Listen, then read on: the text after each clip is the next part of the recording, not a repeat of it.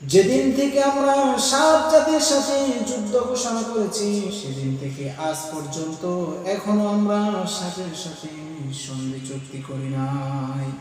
আল্লাহ রাসূল কি বললেন? যেদিন থেকে আমরা 7 জাতির সাথে যুদ্ধ ঘোষণা করেছি সেদিনের পর থেকে আজ পর্যন্ত সাথের সাথে আমরা সন্ধি চুক্তি করি নাই। সুতরাং সেই সাথদেরকে তোমরা যেখানে পাও সেখানে তোমরা হত্যা করো। আমরা এই ভিডিওটির মাধ্যমে আপনাদের সামনে 4টি বর্ণনা এবং একটি আমল তুলে ধরবার চেষ্টা করব। আগে আমরা 4টি বর্ণনা বলবো, এরপর আরেকটি আমল বলবো ইনশাআল্লাহ। এই জন্য ভিডিওটি না টেনে অবশ্যই আমরা শেষ পর্যন্ত দেখব। তো 4টি বর্ণনা আমরা আপনাদের সামনে পর্যায়ক্রমে তুলে ধরছি।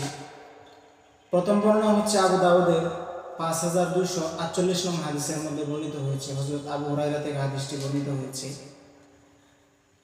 عن أبي هريرة رضي الله عنه قال قال رسول الله صلى الله عليه وسلم ما سالمناهن منذ حاربناهن। হযরত আবু হুরায়রা রাদিয়াল্লাহু আনহু থেকে হাদিসটি বর্ণিত হয়েছে। বিশ্বনবী জনাব মুহাম্মদ রাসূলুল্লাহ সাল্লাল্লাহু আলাইহি ওয়াসাল্লাম বলেছেন, যেদিন থেকে আমরা 7 জাতির সাথে যুদ্ধ ঘোষণা করেছি, 7-এর সাথে আমরা যুদ্ধের ঘোষণা করেছি, সেদিন থেকে আজ পর্যন্ত এখনো আমরা 7-এর সাথে সন্ধি চুক্তি করি নাই। আল্লাহ রাসূল কি বললেন? যেদিন থেকে আমরা 7 জাতির সাথে যুদ্ধ ঘোষণা করেছি সেদিনের পর থেকে আজ পর্যন্ত 7-এর সাথে আমরা সন্ধি চুক্তি করি নাই। সুতরাং সেই 7দেরকে তোমরা যেখানে পাও সেখানে তোমরা হত্যা করো। এরপরে বিশ্বনবী কি বললেন? মান তারাকা শাইআন মিনহুন্না খীফাতান ফালাইসা মিন্না। যে ব্যক্তি সাপকে মারার সুযোগ পাওয়ার পরে সাপকে ছেড়ে দিল, সাপটাকে মারে নাই, ছেড়ে দিল, এমন অবস্থায় কেন ছাড়লো? ভয় পেয়ে ছেড়ে দিল।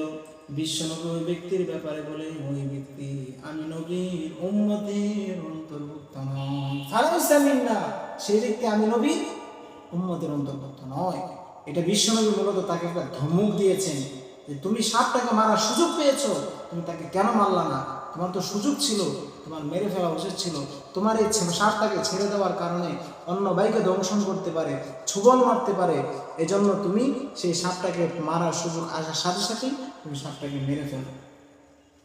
এটা হলো আবু দাউদের 5248 নং হাদিসের বর্ণনা। বর্ণনা নাম্বার 1। বর্ণনা নম্বর 2, আবু দাউদের বর্ণনা 5249 নং হাদিসের বর্ণনা। عن عبد الله بن مسعود رضي الله عنه قال قال رسول الله صلى الله عليه وسلم اقتلوا الحيات كلهن। হযরত আব্দুল্লাহ ইবনে মাসউদ থেকে হাদিসটি বর্ণিত হয়েছে। বিশ্বনবী বলেছেন, উকতুলুল হাইয়াতি কুল্লাহুন্না, তোমরা সব ধরনের সাপকে হত্যা করো। বিশ্বনবী শুরুতেই বললেন সব ধরনের সাপকে হত্যা করো। এরপরে বললেন ফামান খাফা ফারাহুন্না ফালাইসা মিন্নি। যে ব্যক্তি সাপের প্রতিশোধের ভয় করে, যে ব্যক্তি সাপের প্রতিশোধের ভয় করে, আমাদের অনেকে আমরা ধারণা করি যে এই সাপটাকে যদি আমরা মারি তাহলে হতে পারে তার বংশ এসে আমাকে তার সেই সাপের প্রতিশোধ নেবে। এই ভয়ে যে ব্যক্তি সাপ ছেড়ে দিল, মারল না, বিশ্বনবী তাকে বলতেছেন ফালাইসা মিন্নি, সে আমার অন্তর্ভুক্ত নয়। তো এই হাদিসের মধ্যে আমরা সাপ মারার হুকুম পেলাম, আদেশ পেলাম বিশ্বনবীর পক্ষ থেকে। এটা হলো আবু দাউদের 2 নম্বর বর্ণনা, 5249 নং হাদিসের বর্ণনা। বর্ণনা নম্বর 3, আবু দাউদের 5251 নং হাদিসের মধ্যে হাদিসটি বর্ণিত হয়েছে। আনিল আব্বাস ইবনে আব্দুল মুত্তালিব রাদিয়াল্লাহু আনহু قال قال لي رسول الله صلى الله عليه وسلم إنا نريد أن نكنس زمزم وإن فيها من هذه الجنات يعني الحيات الصغار। আব্বাস ইবনে আব্দুল মুত্তালিব রাদিয়াল্লাহু আনহু বলেন, বিশ্বনবী আমাকে বলেছেন, আমরা বিশ্বনবীকে জিজ্ঞাসা করলাম, ইয়া রাসূলুল্লাহ, এই যে জমজম কূপ দেখতে পাচ্ছি, এই জমজম কূপকে যখন আমরা পরিষ্কার করতে যাই তখন তার মধ্যে বিভিন্ন ধরনের সাপ আমাদেরকে, ছোট ছোট সাপ আমাদেরকে ডিস্টার্ব করে। এখন আমরা কি করব? বিশ্বনবী বললেন ফামারান নবী সাল্লাল্লাহু আলাইহি ওয়াসাল্লাম বিকতলিহিন্না, বিশ্বনবী আমাদেরকে সেই সাপগুলোকে মেরে ফেলার নির্দেশ করেছেন, সেই সাপগুলোকে মেরে ফেলার নির্দেশ দিয়েছে। সো এখানেও আমরা সাপ মেরে ফেলার নির্দেশ পেলাম। এটা হলো আবু দাউদের 5251 হাদিসের মধ্যে বর্ণনা। বর্ণনা নাম্বার 3। বর্ণনা নাম্বার 4, 5000 আবু দাউদের বর্ণনা 5252 হাদিসের বর্ণনা। সালেম তার বাবা থেকে হাদিসটি বর্ণনা করেছেন। আন সালিম আন আবিহি قال ان رسول الله صلى الله عليه وسلم قال اقتلوا الحيات, তোমরা সব ধরনের সাপকে হত্যা করো। হাদিসটি বর্ণিত হয়েছে সালেম তার বাবা থেকে বর্ণনা করেছেন। বিশ্বনবী বলতেছেন উকতুল হাইয়াতি কুল্লাহুন্না, তোমরা সব ধরনের সাপকে হত্যা করো, বিশেষ করে দুটি সাপকে তোমরা হত্যা করবেই করবে। ওয়াদাত তুফিয়াতাইন, ডোরাকাটা সাপকে তোমরা পেলে ডোরাকাটা সাপকে তোমরা হত্যা করবে। ওয়াল আবতার, লেজ কাটা সাপকে হত্যা করবে। এই দুটি সাপকে বিশেষভাবে উল্লেখ কেন করলেন? বিশ্বনবী তার কারণটাও বর্ণনা করে দিয়েছেন।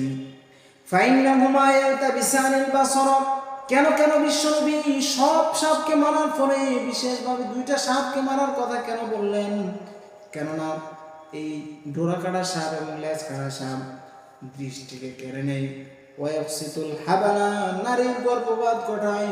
এজন্য সব সাপকে মারার নির্দেশের সাথে বিশেষভাবে দুটি সাপকে মারার নির্দেশ করেছেন, কারণ অন্যান্য সাপ থেকে এই দুটি সাপ বেশি ভয়ানক ক্ষতিকারক।